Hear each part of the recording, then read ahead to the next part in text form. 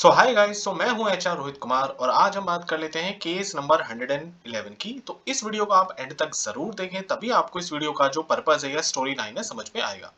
आप में से बहुत सारे लोग ऐसे हैं जो बैकग्राउंड वेरिफिकेशन से रिलेटेड किसी न किसी प्रॉब्लम में फंसे हुए हैं। कोई गाइडेंस चाहिए, कोई सजेशन चाहिए, तो मैंने स्क्रीन पे अपना नंबर डाला हुआ है। आप लोग मुझे 1 to 1 कॉल कर सकते हैं, बात कर सकते हैं, बट वो पेड होगा। तो चलिए स्टार्ट करते हैं। तो आज का जो वीडियो है, वीडियो काफी इंटरेस्टिंग है। तो वीडियो का टॉपिक है एलिजिबिलिटी। तो एलिजिबिलिटी की वजह से क्या हुआ, एलिजिबिलिटी को हम समझ लेते हैं। देखिए, जब भी आप किसी जॉब को अप्लाई करते हैं तो वहां पे उसका एक एलिजिबिलिटी होता है। जैसे मान लेते हैं किसी जॉब के लिए 12th पास की जरूरत होती है, तो किसी जॉब के लिए ग्रेजुएशन की जरूरत होती है। किसी किसी जॉब में ये होता है कि भाई आपको पोस्ट ग्रेजुएशन चाहिए, और इसमें साथ साथ एक्सपीरियंस भी रिक्वायर्ड होता है। जैसे कुछ कंपनीज में क्या होता है कि 5 years का एक्सपीरियंस होना चाहिए और प्लस ग्रेजुएशन कंपलसरी है। उसके बाद ही आप उस जॉब के लिए अप्लाई कर सकते हैं। तो अभी कैंडिडेट के साथ क्या था, कैंडिडेट ने ये काफी काम भी किया था, लेकिन जो एलिजिबिलिटी थी उससे उसका एक्सपीरियंस कम पड़ रहा था। अब ये चाहे गवर्नमेंट जॉब हो चाहे प्राइवेट जॉब हो, ये चीजें दोनों में ही एप्लीकेबल होती हैं। जब भी आप किसी जॉब के लिए अप्लाई कर रहे हैं तो आपको ऑब्वियसली आप देख के ही अप्लाई करते हैं। चाहे आप naukri.com से सर्च करें या किसी भी जॉब पोर्टल से, आप एक्सपीरियंस का क्राइटेरिया डालने के बाद ही जॉब आपको दिखती है। ये तो होगी एक बात। अब कैंडिडेट को क्या हुआ, सामने वाली कंपनी में रिक्वायरमेंट थी 7 years का एक्सपीरियंस की, लेकिन कैंडिडेट ने क्या किया, कैंडिडेट ने सिर्फ 5 years का एक्सपीरियंस था उसका। तो उसने क्या किया कि अब ये 2 years का कैसे फिल करूं।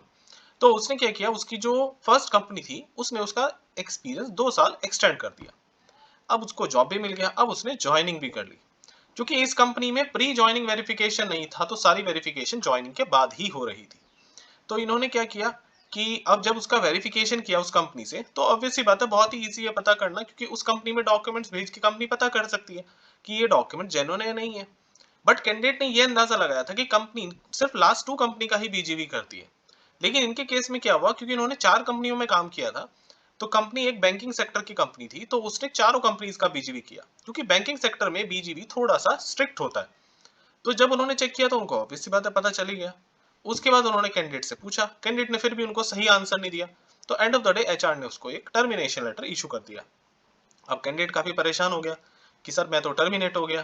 तो और उसको टर्मिनेट हुए भी 6 महीने हो चुके थे। तो उन्होंने पूछा कि सर मैं अब क्या करूं।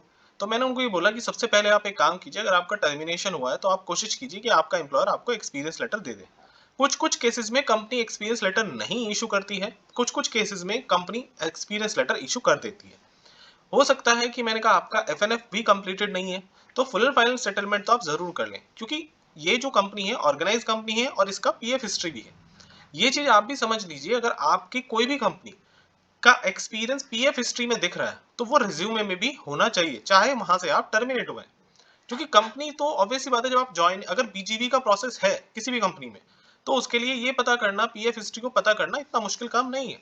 और अगर वो चीज आपको उसमें दिखेगी, पीएफ हिस्ट्री में आपकी वो कंपनी दिख गई जो कंपनी आपके रिज्यूमे में नहीं है, तो आप ही के लिए प्रॉब्लम होने वाली है, आप ही को जस्टिफिकेशन देना पड़ेगा। तो आप रिक्रूटर से ये चीजें पहले ही क्लैरिफाई कर ले, अगर आपको कोई डाउट है। ऐसी बात नहीं है जो लोग टर्मिनेट हुए उनको जॉब नहीं मिलती, मिलती है। बट क्या होता है कि कुछ समय के लिए उनको कुछ छोटी या मिड साइज कंपनी में काम कर लेते हैं। 2-3 साल बाद जब वो एक्सपीरियंस पुराना हो जाता है तो फिर उनको एक नॉर्मल जो लाइफ है, नॉर्मल जॉब्स या एक अच्छी कंपनी में जॉब मिल जाती है। ऐसा नहीं है। बट हाँ, एथिकल वे तो यही कहता है कि आपको कोई भी डॉक्यूमेंट्स एडिट नहीं करना चाहिए, ना ही कोई मैनिपुलेशन करना चाहिए। दोनों ही चीजें गलत है। तो आई होप ये वीडियो आप लोगों का हेल्प करेगा, ठीक है। एंड लाइक शेयर कमेंट जरूर करें, और अगर आपको कोई गाइडेंस चाहिए तो मेरे साथ आप बात कर सकते हैं। मैंने स्क्रीन पे नंबर डाला हुआ है, और वो पेड होगा जो भी आप गाइडेंस या जो भी कॉल आप करेंगे। So thank you so much, best of luck.